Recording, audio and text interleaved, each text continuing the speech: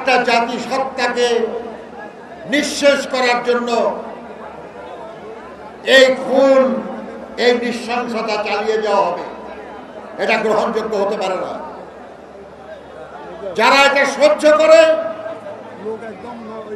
তারাও মানবতা বিরোধী কাজ করছে।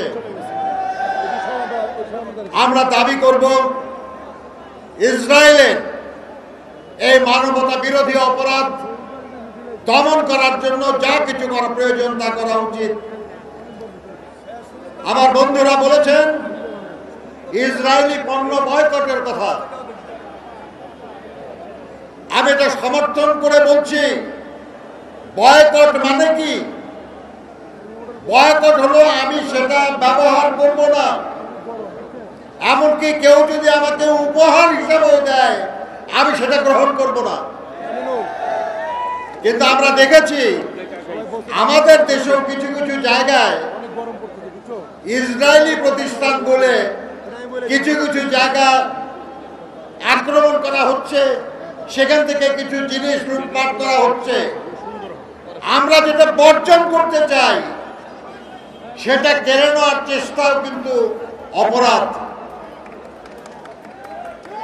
কাজে আমরা অনুরোধ করব আমরা শান্তিপূর্ণভাবে আমাদের হৃদয়ের সবটুকু ঘৃণা দিয়ে, সবটুকু সাহস দিয়ে আমরা ফিলিস্তিনি জনগণের পক্ষে থাকব। কিন্তু এমন শক্তি বাংলাদেশে আছে যারা আমাদের মতের সঙ্গে একমত না, তারাই আন্দোলনটাকে দুর্বল করার জন্য আমাদের এই আন্দোলনে বিশৃঙ্খলা সৃষ্টির চেষ্টা করবে, টাকা পয়সা খরচ করেও চেষ্টা করবে, এখানে অনুপ্রবেশকারী ঢুকিয়ে চেষ্টা করবে। কাজে যদি কেউ কোনো বিশৃঙ্খলার চেষ্টা করে বুঝবেন তারা পতিত স্বৈরাচারের লোক, তারা ইসরায়েলের লোক, তারা ফিলিস্তিনিদের হত্যাকারীদের পক্ষের লোক। তাদেরকে প্রতিহত করবেন আপনারা, মারপিট না, থানায় পুলিশের কাছে তুলে দেবেন।